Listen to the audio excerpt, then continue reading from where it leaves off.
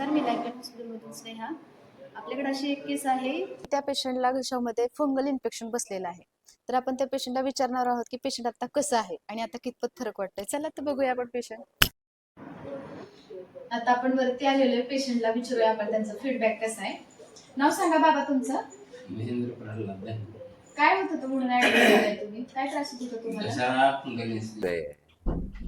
Fungal infection झालं. हा का? इन्फेक्शन झालं तेव्हा खाता पिता येत होतं का तुम्हाला? नव्हतं खाता येत.